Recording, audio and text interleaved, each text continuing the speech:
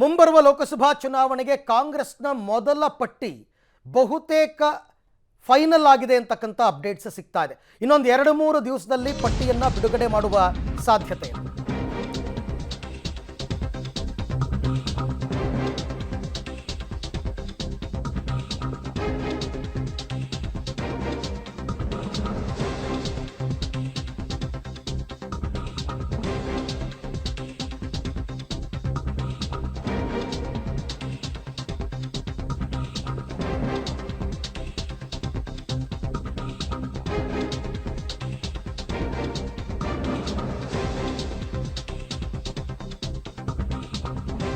ಮೊದಲ ಪಟ್ಟಿ ಬಹುತೇಕ ಫೈನಲ್ ಆಗಿದೆ ಎನ್ನುವಂತಹ ಮಾಹಿತಿ ಸಿಗ್ತಾ ಇದೆ. 1-2-3 ದಿನದಲ್ಲಿ ಕಾಂಗ್ರೆಸ್ನ ಮೊದಲ ಪಟ್ಟಿ ಬಿಡುಗಡೆಯಾಗಬೇಕು. ಈಗಾಗಲೇ ಬಿಜೆಪಿಯವರು ಮೊದಲ ಪಟ್ಟಿಯನ್ನು 195 ಅಭ್ಯರ್ಥಿಗಳ ಪಟ್ಟಿಯನ್ನು ಬಿಡುಗಡೆ ಮಾಡಿದ್ದಾರೆ. ಕಾಂಗ್ರೆಸ್ನವರು ಮೊದಲ ಪಟ್ಟಿ ಬಿಡುಗಡೆ ಮಾಡೋದಕ್ಕೆ ಈಗಾಗಲೇ ಸಿದ್ಧತೆಯನ್ನು ಮಾಡಿಕೊಳ್ತಾ ಇದ್ದಾರೆ. ಮೊದಲ ಪಟ್ಟಿಯಲ್ಲಿ 15 ಅಭ್ಯರ್ಥಿಗಳ ಹೆಸರನ್ನು ಪ್ರಕಟ ಮಾಡೋದಕ್ಕೆ ಈಗಾಗಲೇ ತಯಾರಿಗಳು ನಡೆದಿದೆ. ಆದರೆ ರಾಜ್ಯದ 15 ಹೆಸರು ಅಂತ ಹೇಳಲಾಗ್ತಾ ಇದೆ. ಗೊತ್ತಿಲ್ಲ ಎಷ್ಟಾಗುತ್ತೆ ಅಂತ. ಕಾಂಗ್ರೆಸ್ ಸೆಂಟ್ರಲ್ ಎಲೆಕ್ಷನ್ ಕಮಿಟಿ ಸಭೆಗೆ 15 ಅಭ್ಯರ್ಥಿಗಳ ಹೆಸರನ್ನು ಹಸ್ತಾಂತರವನ್ನು ಮಾಡಿದ್ದಾರೆ. ದೆಹಲಿ ತಲುಪಿದೆ 10ಕ್ಕೂ ಹೆಚ್ಚು ಸಿಂಗಲ್ ನೇಮ್, ಅಂದರೆ ಒಬ್ಬರೇ ಅಭ್ಯರ್ಥಿ ಇರತಕ್ಕಂಥದ್ದು. 5 ಕಡೆ ಇಬ್ಬಿಬ್ಬರು ಅಭ್ಯರ್ಥಿ ಇದ್ದಾರಂತೆ. ಸೊ ಅದನ್ನು ಕೂಡ ಫೈನಲ್ ಮಾಡಿದ್ದಾರೆ. ಫೈನಲ್ ಆಗಿ ಇಬ್ಬಿಬ್ಬರು ಇರೋ ಕಡೆ ನೀವೇ ಯಾರಿಗಾದರೂ ಟಿಕೆಟ್ ಫೈನಲ್ ಮಾಡಿ ಅಂತಕ್ಕಂಥ ಲೆಕ್ಕಾಚಾರ. ಬಟ್ 10 ಕ್ಷೇತ್ರಗಳಲ್ಲಿ ಸಿಂಗಲ್ ನೇಮ್ ಆಗೋಗಿದೆ 28 ಪೈಕಿ. ಸೊ ಅವರು ಯಾರು ಅಂತಕ್ಕಂಥದ್ದು ಮುಖ್ಯ. ಯಾವುದೇ ಗೊಂದಲ ಇಲ್ಲ, ಯಾವುದೇ ಕಾಂಪಿಟೇಷನ್ ಇಲ್ಲ, ಬಹಳಷ್ಟು ಅಭ್ಯರ್ಥಿಗಳು ಆಕಾಂಕ್ಷಿಗಳಾಗಿಲ್ಲ. ಹೀಗಿರಬೇಕಾದ್ರೆ ಒಂದು 10 ಕ್ಷೇತ್ರಗಳಲ್ಲಿ ಟಿಕೆಟನ್ನು ಈಗಾಗಲೇ ಅವರು ಫೈನಲ್ ಮಾಡ್ಕೊಂಡಿದ್ದಾರೆ. ಇನ್ನೊಂದು 5 ಕಡೆ ಇಬ್ಬಿಬ್ಬರ ಹೆಸರಿದೆ, ಇವರ ಅದನ್ನು ಹೈಕಮಾಂಡ್ ವಿವೇಚನೆಗೆ ಬಿಟ್ಟಿದ್ದಾರೆ. ಹಾಗಾಗಿ ಈ 15 ಹೆಸರುಗಳು ಹೆಚ್ಚು ಕಡಿಮೆ ಮೊದಲ ಪಟ್ಟಿಯಲ್ಲಿ ಬಿಡುಗಡೆಯಾಗುವಂತಹ ಸಾಧ್ಯತೆ ಇದೆ. ದೇಶದಲ್ಲಿ ಇವರು ಎಲ್ಲೆಲ್ಲಿ ಮೈತ್ರಿ ಮಾಡ್ಕೊಂಡಿದ್ದಾರೆ, ಯಾವ್ಯಾವ ರಾಜ್ಯದಲ್ಲಿ ಎಷ್ಟೆಷ್ಟು ಕ್ಷೇತ್ರದಲ್ಲಿ ಇವರು ಸ್ಪರ್ಧೆ ಮಾಡ್ತಾ ಇದ್ದಾರೆ, ಅದರ ಲಿಸ್ಟು ಈಗ ಬಿಡುಗಡೆಯಾಗಬೇಕು. ಈಗ ನೋಡ್ತಾ ಹೋಗೋಣ ಒಂದೊಂದಾಗಿ. ಬೆಂಗಳೂರು ಗ್ರಾಮಾಂತರಕ್ಕೆ ಸಿಂಗಲ್ ನೇಮ್ ಫೈನಲ್ ಆಗಿದೆ, DK ಸುರೇಶ್ ಅಂತ ಹೇಳ್ತಾ ಇದ್ದಾರೆ. ಹಾಗೆಯೇ ಬೀದರ್ಗೂ ಕೂಡ ಫೈನಲ್ ಆಗಿದೆ, ರಾಜಶೇಖರ್ ಪಾಟೀಲ್ ಹುಮ್ನಾಬಾದ್.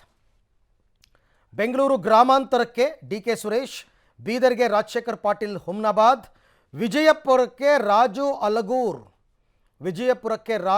ಅಲಗೂರ್, ಮಂಡ್ಯಕ್ಕೆ ಸ್ಟಾರ್ ಚಂದ್ರು. ಮಂಡ್ಯ ಸ್ವಲ್ಪ ಇದು ಅಸಮಾಧಾನ ಇದೆ, ಬಟ್ ನೋಡೋಣ. ಇನ್ನು ಶಿವಮೊಗ್ಗದಿಂದ ಗೀತಾ ಶಿವರಾಜ್ ಕುಮಾರ್ ಹೆಸರು ಫೈನಲ್ ಆಗಿದೆ.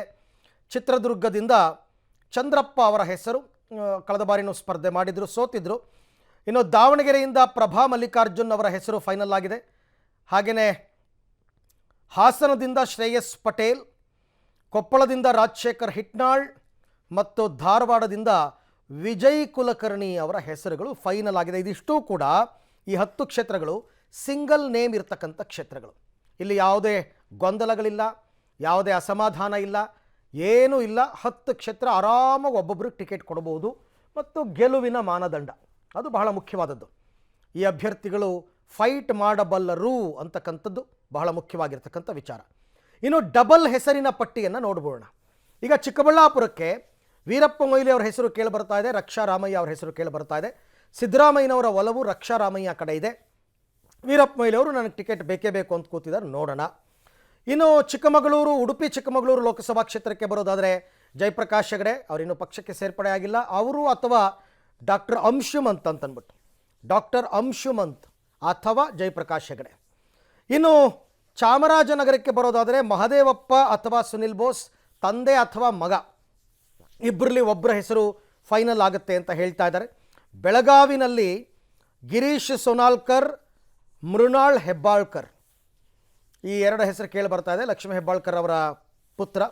ಚಿಕ್ಕೋಡಿಯಿಂದ ಗಣೇಶ್ ಹುಕ್ಕೇರಿ ಅಥವಾ ಪ್ರಿಯಾಂಕಾ ಜಾರಕಿಹೊಳಿ, ಇದು ಸತೀಶ್ ಜಾರಕಿಹೊಳಿ ಅವರ ಪುತ್ರಿ. ಇಲ್ಲೇ ಫೈಟ್ ನಡೀತಾ ಇರೋದು. ನಿಮ್ಮ ಮಗನಿಗೆ ಸಿಕ್ಕಿದ್ರೆ ನನ್ನ ಮಗಳಿಗೂ ಕೊಡಿ, ನಿಮ್ಮ ಮಗಳಿಗೆ ಕೊಟ್ಟರೆ ನನ್ನ ಮಗನಿಗೂ ಕೊಡಿ ಅಂತಕ್ಕಂಥ ಲೆಕ್ಕಾಚಾರಗಳಿದೆ. ಇದು 15 ಕ್ಷೇತ್ರಗಳ ಲೆಕ್ಕ. 10ರಲ್ಲಿ ಸಿಂಗಲ್ ನೇಮ್, 5ರಲ್ಲಿ ಡಬಲ್ ನೇಮ್ ಇದೆ.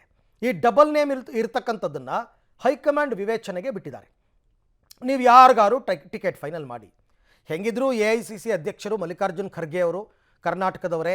ಅವ್ರಿಗಿಲ್ಲಿನ ಪ್ರತಿ ಜಿಲ್ಲೆಗಳ ರಾಜಕೀಯ ತುಂಬ ಚೆನ್ನಾಗಿ ಗೊತ್ತು. ಹಾಗಾಗಿ ಅವರು ಸಭೆಗೆ ಕೂತ್ಕೊಂಡಾಗ ಕಾಂಗ್ರೆಸ್ ಸೆಂಟ್ರಲ್ ಎಲೆಕ್ಷನ್ ಕಮಿಟಿ ಸಭೆ ಏನಿದೆ, CWC ಸಭೆ, ಆ ಸಭೆಯಲ್ಲಿ ಇದು ಫೈನಲ್ ಆಗುತ್ತೆ. ಹೆಂಗೆ ಮಣೆ ಹಾಕ್ತಾರೆ ಗೊತ್ತಿಲ್ಲ. ಚಿಕ್ಕಬಳ್ಳಾಪುರಕ್ಕೆ ಬಂದರೆ ರಕ್ಷಾ ರಾಮಯ್ಯ ಕಾಂಗ್ರೆಸ್ ಯುವ ಮೋರ್ಚಾ ಅಧ್ಯಕ್ಷರಾಗಿದ್ದಂಥವ್ರು ಅಥವಾ ಸೀನಿಯರ್ ಮೋಸ್ಟ್ ಲೀಡ್ರು ಸೆಂಟ್ರಲ್ನಲ್ಲಿ ಮಂತ್ರಿಯಾಗಿದ್ದಂಥವ್ರು, ಏನಾಗುತ್ತೆ ನೋಡೋಣ. ಈ ಬಗ್ಗೆ ಮತ್ತಷ್ಟು ಮಾಹಿತಿಯನ್ನು ಪಡಿತಾ ಹೋಗೋಣ. ನನ್ನ ಕೊಲೀಗ್ ಮಸೂದ್ ನನ್ನ ಜೊತೆ ಜಾಯ್ನ್ ಆಗ್ತಾ ಇದ್ದಾರೆ. ಮಸೂದ್, ಈಗ ಕಾಂಗ್ರೆಸ್ನ 15 ಕ್ಷೇತ್ರಗಳು ಮೊದಲ ಲಿಸ್ಟ್ನಲ್ಲಿ ಬಿಡುಗಡೆ ಆಗೋ ಸಾಧ್ಯತೆ ಇದೆಯಾ?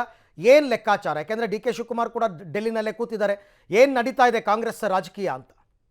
ಅರವಿಂದ್, ಒಂದು ಹಂತದಲ್ಲಿ ಎರಡೂ ಪಕ್ಷಗಳಲ್ಲೂ ಕೂಡ, ಎರಡೂ ರಾಷ್ಟ್ರೀಯ ಪಕ್ಷಗಳಲ್ಲೂ ಕೂಡ ಟಿಕೆಟ್ ಹಂಚಿಕೆ ನಿರ್ಣಾಯಕ ಹಂತಕ್ಕೆ ಬಂದಿದೆ. ಈಗಾಗಲೇ ಉಭಯ ಪಕ್ಷಗಳ ರಾಜ್ಯ ನಾಯಕರುಗಳು ದೆಹಲಿನಲ್ಲಿ ಬಿಡುಬಿಟ್ಟಿರುವಂಥದ್ದು. ಒಂದು ಕಡೆ ಬಿಜೆಪಿಯಲ್ಲಿ ಕಸರತ್ತು ಮಾಡ್ತಿದ್ದಾರೆ, ಇನ್ನೊಂದು ಕಡೆ ಕಾಂಗ್ರೆಸ್ನಲ್ಲೂ ಕೂಡ ಕಸರತ್ತು ಮಾಡ್ತಾ ಇದ್ದಾರೆ. ಕಾಂಗ್ರೆಸ್ನಲ್ಲಿ ಬಹುತೇಕ ಮೊದಲಿಂದಲೂ ಕೇಳಿ ಬರ್ತಿರುವಂಥದ್ದು ಅಭ್ಯರ್ಥಿಗಳ ಕೊರತೆ ಇದೆ ಅನ್ನುವಂಥದ್ದು. ಆ ಹಿನ್ನೆಲೆಯಲ್ಲೇ ಸಚಿವರ ಮೇಲೆ ಒತ್ತಡ ಹಾಕಿ ನಿಂತ್ಕೊಳ್ಳಿ ಅನ್ನುವಂಥ ಒತ್ತಡವನ್ನು ಈ ಕ್ಷಣಕ್ಕೂ ಕೂಡ ಹಾಕ್ತಾ ಇದ್ದಾರೆ. ಇತ್ತೀಚೆಗೆ ಸುರ್ಜೇವಾಲಾ ಅವರ ನೇತೃತ್ವದಲ್ಲಿ ಕಾಂಗ್ರೆಸ್ ನಾಯಕರು ರಾಜ್ಯದಲ್ಲಿ ಸಭೆ ಮಾಡಿ 14 16 ಕ್ಷೇತ್ರಗಳಿಗೆ ಅಂತಿಮ ಒಂದು ಸಂಭಾವ್ಯರ ಪಟ್ಟಿಯನ್ನು ಹೈಕಮಾಂಡ್ಗೆ ಕಳಿಸಿದ್ರು. ನಿನ್ನೆ ಖರ್ಗೆ ಅವರ ನೇತೃತ್ವದಲ್ಲಿ ಏನು ಸಭೆ ನಡೆಯಿತು, ಸುದೀರ್ಘ ಸಭೆ, ಆ ಒಂದು ಸಭೆಯಲ್ಲಿ ಬಹುತೇಕ 10ಕ್ಕೂ ಹೆಚ್ಚು, ಹತ್ತತ್ರ 12ರಿಂದ 16 ಕ್ಷೇತ್ರಗಳಿಗೆ ಮೊದಲ ಹಂತದ ಪಟ್ಟಿಯನ್ನು ಫೈನಲ್ ಮಾಡಿದ್ದಾರೆ ಅಂತ ಕೂಡ ಹೇಳಲಾಗ್ತಿದೆ. ಎರಡು ಹಂತ ಅಥವಾ 3 ಹಂತಗಳಲ್ಲಿ ಕಾಂಗ್ರೆಸ್ ಪಟ್ಟಿ ಪ್ರಕಟ ಮಾಡೋದಕ್ಕೆ ಪ್ಲಾನ್ ಮಾಡಿಕೊಂಡಿದೆ. ಅಭ್ಯರ್ಥಿಗಳ ಕೊರತೆ ಇರೋ ಹಿನ್ನೆಲೆಯಲ್ಲಿ ಎಲ್ಲೆಲ್ಲಿ ಗೆಲ್ಲುವಂಥ ಸಾಧ್ಯತೆ ಇದೆಯೋ, ಪ್ರಭಾವಿಗಳಿದ್ದಾರೋ, ಸಿಂಗಲ್ ನೇಮ್ ಇದೆಯೋ, ಬಹುತೇಕ ಗೆಲ್ತಾರೆ ಅನ್ನುವಂತಹ ಅವ್ರಿಗೆ ಸರ್ವೆಗಳ ಮೂಲಕ ಗೊತ್ತಾಗಿದೆಯೋ ಅಂಥ ಕಡೆಗಳಲ್ಲಿ 10ಕ್ಕೂ ಹೆಚ್ಚು ಕಡೆಗಳಲ್ಲಿ ಇನ್ನೊಂದು 2-3 ದಿನಗಳಲ್ಲಿ ಅಭ್ಯರ್ಥಿಗಳನ್ನು ಶಾರ್ಟ್ ಲಿಸ್ಟ್ ಮಾಡಿ ಫೈನಲ್ ಮಾಡಿ ಪ್ರಕಟ ಮಾಡುವ ಸಾಧ್ಯತೆ ದಟ್ಟವಾಗಿರುವಂಥದ್ದು. ಈ ಒಂದು 11 ಕ್ಷೇತ್ರ ಅಥವಾ 10ಕ್ಕೂ ಹೆಚ್ಚು ಕ್ಷೇತ್ರಗಳಲ್ಲಿ ತುಂಬ ಜನ ಪ್ರಭಾವಿಗಳ ಹೆಸರು ಕೂಡ ಕೇಳಿ ಬರ್ತಾ ಇದೆ. ಈ ಪೈಕಿ ನೋಡೋದಾದರೆ ಇನ್ನೊಂದು 2-3 ದಿನದಲ್ಲಿ ಪ್ರಕಟ ಮಾಡ್ತಾರೆ ಅವರು ಕೂಡ. ಬಿಜೆಪಿ ಜೊತೆ ಕಾಂಪಿಟೇಷನ್ ಈಗಾಗಲೇ ಬಿಜೆಪಿ ಒಂದು ಪ್ರಕಟ ಮಾಡಿಬಿಟ್ಟಿದೆ. ಆ ಹಿನ್ನೆಲೆಯಲ್ಲಿ ಕಾಂಗ್ರೆಸ್ನಲ್ಲೂ ಕೂಡ ಒಂದು ರೀತಿಯಲ್ಲಿ ಒತ್ತಡ ಮನೆ ಮಾಡಿರುವಂಥದ್ದು. ಈಗಾಗಲೇ ಬೆಂಗಳೂರು ಗ್ರಾಮಾಂತರ ಬಹುತೇಕ ಗೆಲ್ತಾರೆ ಅಂತ ಇದೆ. ಡಿ ಕೆ ಸುರೇಶ್ ಪ್ರಭಾವಿ, ಅವ್ರದ್ದು ಹೆಸರು ಬಹುತೇಕ ಫೈನಲ್ ಆಗಿದೆ. ರಾಜಶೇಖರ್ ಪಾಟೀಲ್ ಹುಮ್ನಾಬಾದು, ಬೀದರು, ವಿಜಯಪುರ, ಮಂಡ್ಯ, ಶಿವಮೊಗ್ಗ, ಚಿತ್ರದುರ್ಗ, ದಾವಣಗೆರೆ, ಹಾಸನ, ಕೊಪ್ಪಳ, ಧಾರವಾಡ, ಈ ಇಷ್ಟು 10ಕ್ಕೂ ಹೆಚ್ಚು ಕ್ಷೇತ್ರಗಳಲ್ಲಿ ಬಹುತೇಕ ಸಿಂಗಲ್ ನೇಮು ಫೈನಲ್ ಆಗಿದೆ. ಇನ್ನೊಂದು 2-3 ದಿನಗಳಲ್ಲಿ ಪಟ್ಟಿ ಪ್ರಕಟ ಆಗುತ್ತೆ. ಅನಂತರ 2 ಹೆಸರು ಅಥವಾ 2 ಹೆಸರಿಗಿಂತ ಹೆಚ್ಚು ಹೆಸರು ಇರುವಂತಹ ಸ್ವಲ್ಪ ಗೊಂದಲ ಇರುವಂತಹ ಕ್ಷೇತ್ರಗಳ ಪಟ್ಟಿಗಳನ್ನು ಮುಂದಿನ ವಾರದ ನಂತರ ಬಿಡುಗಡೆ ಮಾಡಬೇಕು ಅನ್ನುವಂತಹ ಪ್ಲಾನ್ ಮಾಡ್ಕೊಂಡಿರುವಂಥದ್ದು. ಬಿಜೆಪಿ ಇಂದನೂ ಕೂಡ ಕೆಲವರ ಆಪರೇಷನ್ಗೆ ಕಾಂಗ್ರೆಸ್ ಪ್ಲಾನ್ ಮಾಡ್ತಿದೆ. ಕೆಲವರು ನಾಯಕರು ಕೂಡ ಬರ್ತಾರೆ ಅನ್ನುವಂಥ ಹೇಳಿಕೆ ಈಗಾಗಲೇ ಡಿ ಕೆ ಶಿವ ಅವರು ಕೂಡ ಸುಳಿವು ಕೊಟ್ಟಿದ್ದಾರೆ. ಆ ಹಿನ್ನೆಲೆಯಲ್ಲಿ 2ನೇ ಪಟ್ಟಿ ಅಥವಾ 3ನೇ ಪಟ್ಟಿಯಲ್ಲಿ ಯಾರು ಬರ್ತಾರೆ ಅವ್ರನ್ನೂ ಕೂಡ ಟಿಕೆಟ್ ಕೊಡಬೇಕು ಅನ್ನುವಂಥ ಲೆಕ್ಕಾಚಾರಗಳು ನಡೀತಾ ಇದ್ದಾವೆ. ಬಹುತೇಕ ಫಸ್ಟ್ ಲಿಸ್ಟಲ್ಲಿ ಸಚಿವರು ಕೂಡ ಇರ್ತಾರೆ ಅಥವಾ ಸಚಿವರ ಕೆಲ ಸಚಿವರ ಮಕ್ಕಳು ಕೂಡ ಇರ್ತಾರೆ ಅಂತ ಕೂಡ ಹೇಳಲಾಗ್ತಿದೆ. ಅರವಿಂದ್.